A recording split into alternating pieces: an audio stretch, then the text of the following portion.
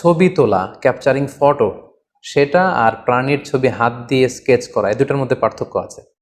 এই বিষয়টি খুবই সেন্সিটিভ এবং খুব খেয়াল করে বিষয়টি আমাদেরকে বুঝতে হবে। যদিও প্রয়োজনের অতিরিক্ত ছবি তুলতে আমরা নিষেধ করি, কিন্তু সাধারণত ছবি তোলা এটা হারাম এমনটা বলার সুযোগ নেই, কারণ সেখানে কিন্তু আল্লাহর সৃষ্টির আল্লাহর সৃষ্টির সাথে চ্যালেঞ্জ করা এরকম কোনো দুঃসাহস দেখানো হচ্ছে না। আমরা যখন ছবি তুলি, ফটো ক্যাপচার করি, কোনো মানুষের ছবি তুললে তিনি দেখতে যেমন, সেটাকেই আমরা ক্যামেরা বন্দি করে রাখি। সেখানে আমি নিজ থেকে কিছু করছি না। লেটসে একজন লোক বসে আছে, তো তিনি ওই পরিবেশে দেখতে যেমন, আমি ক্যামেরা দিয়ে ওই মুহূর্তটাকে ক্যামেরায় বন্দি করলাম।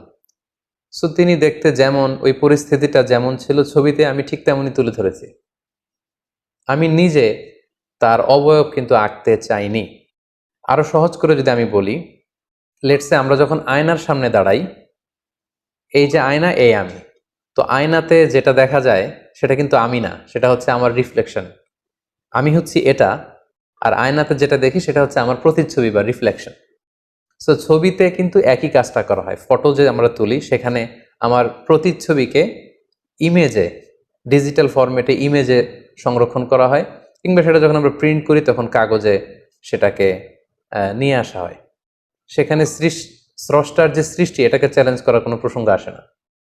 কিন্তু সেই মানুষটাকে যখন আমি কাগজে স্কেচ করতে চাই, অঙ্কন করতে চাই, এটা কেমন যেন ওই মানুষটাকে আমি এখানে আঁকতে চাই, তৈরি করতে চাই, এটা স্রষ্টার সৃষ্টির সাথে কাইন্ড অফ চ্যালেঞ্জ, একটা দুঃসাহস দেখানো। এই কারণেই মূলত প্রাণীর ছবিকে অঙ্কন করা ইসলাম নিষেধ করেছে। প্রাণী ছাড়া যে কোনো জিনিসের ছবি আপনি আঁকতে পারবেন, চিত্রাঙ্কন করতে পারবেন, এতে কোনো সমস্যা নেই। অর্থাৎ যেটা আল্লাহর কাজকে চ্যালেঞ্জ করার মতো, সে কাজটি ইসলামে আসলে নিষিদ্ধ।